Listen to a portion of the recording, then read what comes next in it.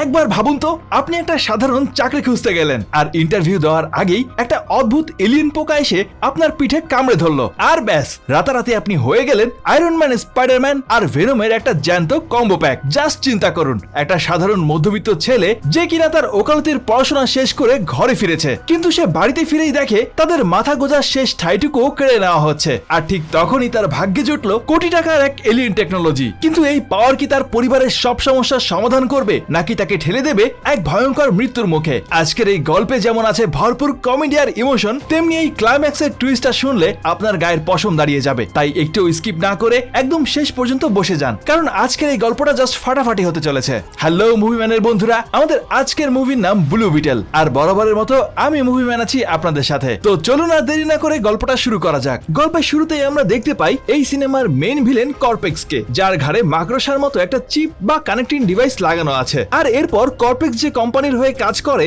হঠাৎ সেখানে একটা হেলিকপ্টার এসে নামে, আর সেই কোম্পানির সিইও ভিক্টোরিয়া কর্ড, যিনি কর্ড কোম্পানির মালকিন, এই লোকগুলো অনেকদিন ধরেই একটা অদ্ভুত জিনিস খুঁজছিল, সেটা দেখতে একটা এলিয়েনের মতো, অথবা বলা যায় একটা এলিয়েন টেকনোলজি। আর অবশেষে আজ তারা সেটা পেয়ে গেছে। এখন এই মুভিতে এই এলিয়েন টেকনোলজি পৃথিবীতে কিভাবে আসলো আর তার অরিজিন কি, সেই সব নিয়ে খুব বেশি একটা ডিটেলস দেওয়া হয়নি। হয়তো ডিরেক্টররা এই রহস্যটা সেকেন্ড পার্টের জন্য বাঁচিয়ে রেখেছেন। যাই হোক, এই এলিয়েন টেকনোলজির নাম হলো বিটেল, যা আসলে একটা কারাব। আচ্ছা, আর এইরকম স্ক্রাব আমরা মার্ভেলের মুন নাইট সিরিজেও দেখেছিলাম, মনে পড়ছে কিছু? তবে ওটা একটু আলাদা ছিল, আর এটা হলো একদম চকমকে নীল রঙের। এই নীল রঙের জন্যই তো মুভির নাম রাখা হয়েছে ব্লু বিটেল। আর আসল ম্যাজিকটা হলো, এই স্ক্রাব যদি কাউকে নিজের হোস্ট বানিয়ে নেয়, মানে কোনো মানুষের শরীরের সাথে কানেক্ট হয়ে যায়, তাহলে সেই মানুষটা পেয়ে যাবে অবিশ্বাস্য এক সুপার পাওয়ার, যেমন মুহূর্তের মধ্যেই যে কোনো অস্ত্রের রূপ নেওয়ার ক্ষমতা, ভীষণ শক্তি, দ্রুতগামিতা, আর সেই সাথে ওড়ার ক্ষমতা। এই যেন একাই 100। যাই হোক, এদিকে সিন শিফট হয় এই গল্পের মূল শহর প্যালমেরাতে, আর আমাদের সামনে এন্ট্রি নেয়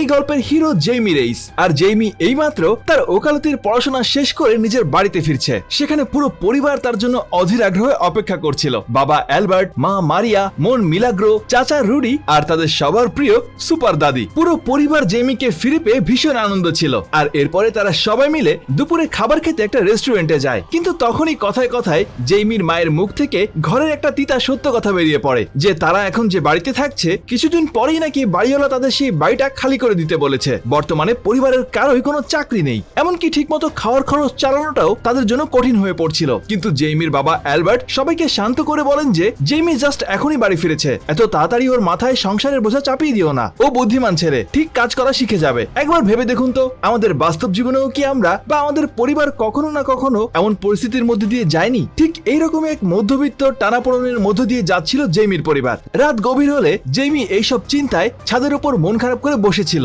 তখনই সেখানে তার বোন মিলাগ্রো আসে, আর দুজনের মধ্যে ঘরের এই কঠিন পরিস্থিতি নিয়ে অনেক কথাবার্তা হয়। জেইমি তার বোনকে আশ্বস্ত করে বলে যে আমার উপর ভরসা রাখ, আমি পড়াশোনা করে এসেছি, এমন এক দুর্দান্ত উকিল হব, আর এই শহরের সব থেকে বড় লোক মানুষ হয়ে দেখাবো। আমাদের ভালো দিন তো এবার শুরু হতে চলেছে, তুই একদম টেনশন করিস না। আর এরপর সিন কেটে কয়েকদিন পরের দৃশ্য দেখানো হয়, যেখানে আমরা দেখতে পাই একটা বিশাল বিলাসবহুল রিসোর্ট বা বাংলো, যেখানে সারিবদ্ধভাবে দাঁড়িয়ে আছে দামি দামি সব গাড়ি, আর সেখানেই দাঁড়িয়ে আছে আমাদের জেইমি রেস। প্রথমে তো দেখে মনে হচ্ছিল জেইমি যেন মাত্র কয়েকদিনের মধ্যেই তার পুরো ভাগ্যই বদলে ফেলেছে, কিন্তু তখনই পেছন থেকে মিলাগ্রো বলে ওঠে যে হিরোগিরি অনেক হয়েছে ভাইয়া, এবার চলো কাজ শুরু করি। তার মানে ওরা দুজন ওখানে আসলে বড় লোক হিসেবে আসেনি, এসেছিল ঘর ঝাড়ু মোছার কাজ করতে। আর এই বিশাল প্রপার্টিটা ছিল আসলে কর্ড কোম্পানির মালকিন সেই ভিক্টোরিয়া কর্ডের, যিনি তখন তার সেক্রেটারির সাথে বিজনেস নিয়ে আলোচনা করছিলেন। এবং ঠিক তখনই সেখানে ভিক্টোরিয়ার ভাতিজি জেনি কর্ড এসে হাজির হয়। জেনি তার ফুপুর উপর ভীষণ রেগেছিল, এবং সে বলে যে যখন আমার বাবা ওয়েপন অর্গানাইজেশন, আর্মস ডিলিং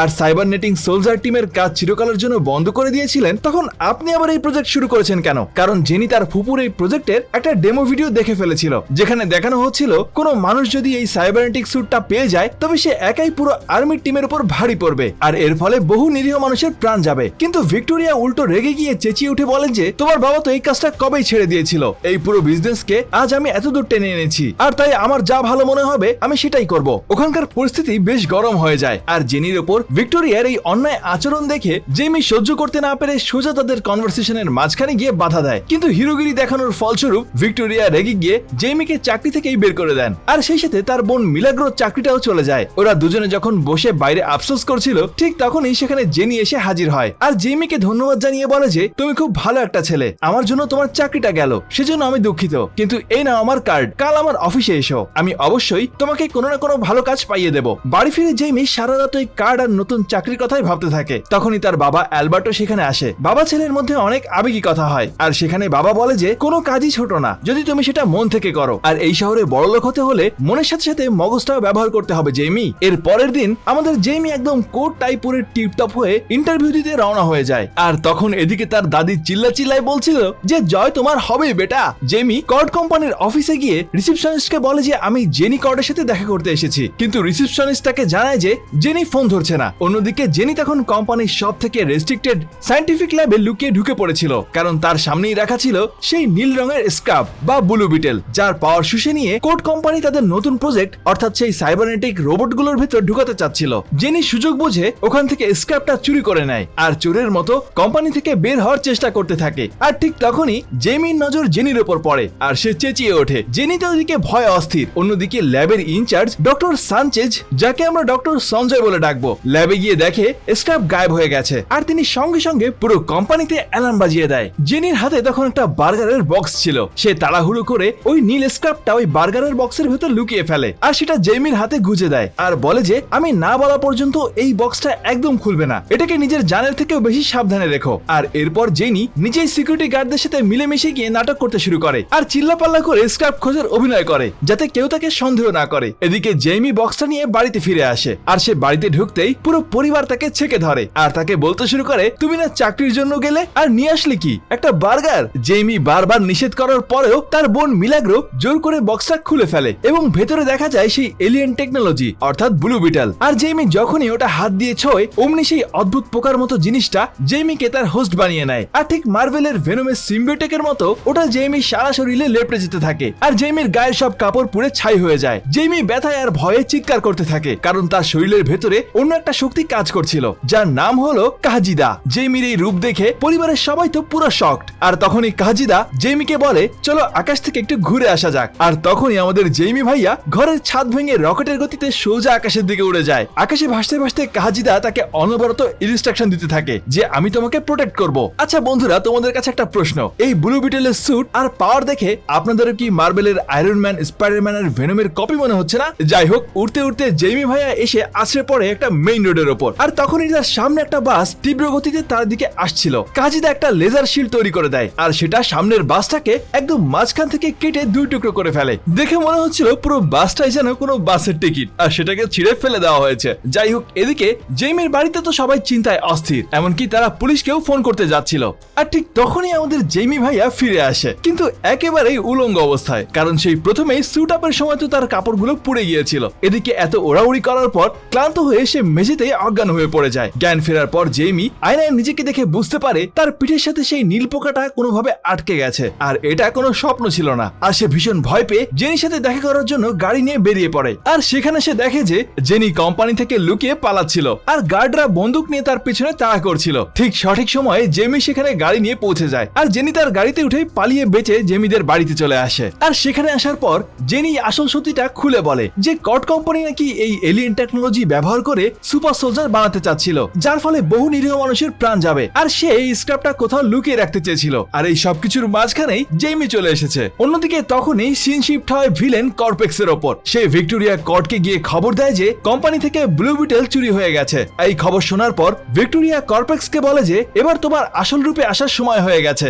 আর এরপর জেমি আর তার চাচা রুডি কর্ট কোম্পানির ঠিক নিচে এসে দাঁড়ায়, কারণ তার চাচা রুডির কাছে একটা ইএমপি মেশিন ছিল যা দিয়ে ওই এলাকায় যত ডিজিটাল আইসি চিপ আছে সেগুলো কিছুক্ষণের জন্য বন্ধ করে দেওয়া যাবে। তাদের প্ল্যান ছিল জেনি চুপচাপ ভিতরে ঢুকে একটা বিশেষ ঘড়ি চুরি করে আনবে, যেটা আসলে ছিল জেনির বাবার একটা সিক্রেট হাইড আউটের চাবি, কারণ এখন জেনির জন্য একটা লুকানোর জায়গা প্রয়োজন ছিল। আর সেই সাথে জেমিরও মেশিনটা ঠিকঠাক কাজ করে যায় আর জেনি ভিতরে ঢুকে চাবিটাও চুরি করে নিয়ে আসে। কিন্তু তারা যখন ওখান থেকে পালাচ্ছিল তখনই তাদের সামনে এসে দাঁড়ায় সুপার সোলজার কর্পেক্স এবং শুরু হয়ে যায় এক ধামাকা ফাইটিং। জেমি মুহূর্তে আবারও বদলে যায় ব্লু বিটেলে আর তার হাত কখনো বিশাল শিল্ড, কখনো পাওয়ার ব্লাস্টার, তো কখনো ধারালো তলোয়ারের রূপ নিতে থাকে। আর এভাবে লড়াই করতে করতে মানে জেমির ব্লু বিটেল সুটের ভেতর থেকে যে কথা বলছিল সে কর্পেক্সের উপর ভারী পড়তে শুরু করে আর শেষমেশ তাকে মেরেই ফেলতে যাচ্ছিল। কিন্তু তখনই জেমি তার নোকিল প্রোটেকশনের জন্য তাকে আটকে দেয়, যার ফলে কর্পেক্স আবারও জেমির উপর চড়াও হয় আর ঠিক তখনই আমাদের রুডি চাচা গাড়ি নিয়ে এসে কর্পেক্সকে এমন জোরে একটা ধাক্কা মারে যে কর্পেক্স ভাইয়ার মাথাটাই ঘুরে যায়। আর এই সুযোগ পেয়েই তারা সবাই মিলে ওখান থেকে পালিয়ে যায়। এরপর তারা সবাই শহরের বাইরে একটা নির্জন এলাকায় জেনির বাবার সেই সিক্রেট হাইড আউটে পৌঁছে যায়। ল্যাবের ভেতরে ঢুকতেই দেখা যায় হাইটেক সব মেশিন, কম্পিউটার সিস্টেম আর কস্টিউম, যেখানে জেনি জানায় যে তার বাবাও একসময় এই স্ক্র্যাপ নিয়েই কাজ করছিলেন, কিন্তু স্ক্র্যাপ কখনো ওনাকে নিজের হোস্ট হিসেবে বেছে নেয়নি, আর তাই নিজেই গ্যাজেট বানিয়ে ঠিক ব্যাটম্যানের মতো অপরাধীদেরকে দমন করতেন। জেনি তার বাবার একটা ট্র্যাকিং স্যুট জেমিকে পরতে দেয়, কারণ জেমি নিজের কাপড়গুলো পুড়ে গিয়েছিল। কিন্তু সেই ইমোশনাল মুহূর্তের মাঝেই চাচা রুডি কম্পিউটারে দেখতে পায় যে ভিক্টোরিয়ার পাঠানো সোলজার জেমির বাড়ির দিকে রওনা দিয়েছে, আর তাই জেমি তড়িঘড়ি করে ছাদ থেকে একটা লম্বা লাফ দেয় আর ব্লু বিটলে ট্রান্সফার হয়ে তার ডানা মেলে সোজা বাড়ির দিকে উড়ে যায়। আর জেমির বাড়িতে তখন প্রচুর সোলজার তার পুরো পরিবারকে গান পয়েন্টে জিম্মি করে ফেলেছে। জেমি সেখানে এসে ল্যান্ড করে তার প্লাজমা ব্লাস্টার দিয়ে শুট করে সোলজারদেরকে উড়িয়ে দিতে থাকে এবং সেখানে দুর্দান্ত সিজিআই আর ভিএফএক্স এর দেখা পাওয়া যায়। কিন্তু তখনই কর্পেক্স সুযোগ বুঝে জেমির উপর হামলা করে, কিন্তু লড়াইয়ের মধ্যেই হঠাৎ করে এক সোলজারের গুলি এসে লাগে জেমির বাবা অ্যালবার্টের বুকে। বাবার এই অবস্থা দেখে জেমি কর্পেক্সকে ছেড়ে বাবার দিকে ছুটে যায়, কিন্তু কর্পেক্স এই সুযোগে জেমিকে একটা ফাঁদে ফেলে আটকে ফেলে এবং বন্দি করে একটা সিক্রেট দ্বীপে নিয়ে যায়। জেনি আর রুডি চাচা এসে পৌঁছালে ততক্ষণে সব শেষ, তাদের পুরো বাড়িটাই ধ্বংস হয়ে গেছে আর জেমির বাবাও মারা গেছেন। পুরো পরিবার তখন কান্নায় ভেঙে পড়েছে। তখন সবার মনে সাহস যোগান তাদের সেই বৃদ্ধ দাদি, আর তিনি বলেন যে আমরা ঘরে বসে কাঁদবো না, আমরা জেমিকে বাঁচাতে যাব।